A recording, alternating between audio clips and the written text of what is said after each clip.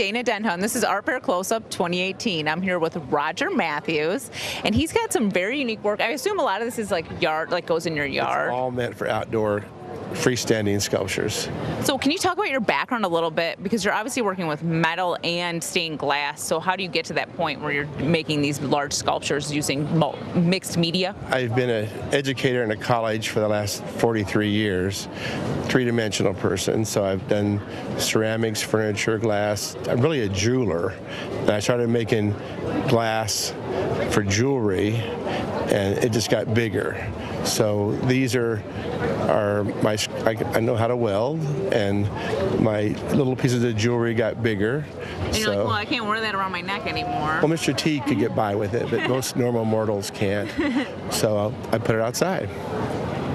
So can you tell me about the process of your glasswork? Because it looks like you're layering it a lot, which I've never really seen. This is called kiln-formed hot glass. So it would be similar to the blowing glass processes, that the same kind of similar temperatures, a little less, but a lot more than traditional lead came in copper foil, like regular windows you'd see in churches and roads. So you're not doing that sort of work? Well, it's the same glass. Okay. Only instead of cutting the pieces and letting them together, I'm cutting the pieces and stacking them and fusing them in a kiln at 1500 degrees.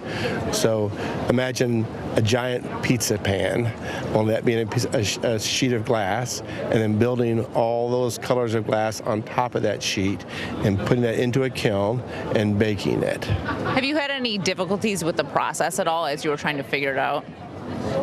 No, that's breaking. There's a learning curve to everything, ma'am. Mm-hmm. Tying your shoes is a good. That's one of the first things you learn, yeah. So we've had lots of learning curves, and now we have a thing that works real consistently for us. Do you do it do you have a studio, or you work out of your house? I have a big studio in Wichita, Kansas. Okay, so you have like a big sort of oven you're putting in. Yes. Yeah. A pizza oven is a good example of that. I mean, this one, you and I both could get in at the same time. So it's a big oven. Okay, so it's huge, yeah. So why don't you talk about some of these large-scale pieces that you're making, and do you make the metal part first, or do you make the stained glass part and then make the metal around? Part first. Yeah. And then design the window to fit the metal part. So, and then what about your color scheme? Do you find that goes along with the shape of the sculpture, or you just kind of go with what you have? That goes as you flow. I mean, that is a very much of an immediate mood, day, time thing. Very immediate. Awesome. Not much planning ahead of that. It's like, what do I feel like today? Yeah, you kind of got your glass pieces and you're just like grabbing what you like. That's it exactly.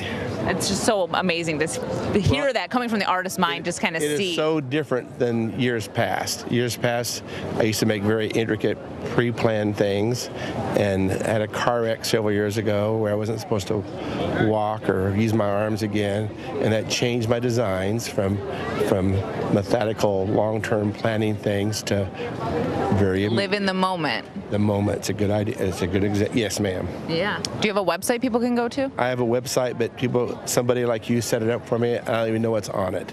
So yes, I have a website to say, hi, I'm somebody, but you can't order from it, or they can find you at art fairs and around. Yeah, I do 25 national shows a year, from Fort Myers, Florida, to Anacortes, Washington. So as far east and west, north and south as you can imagine.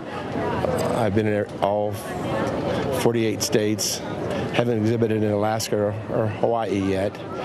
You'll get there. I don't know about shipping it there. I don't know. All right, well, great. Thank you so much. Thank you so much. Thank you. Roger that. Stay tuned for more from the Ann Arbor Art Fairs.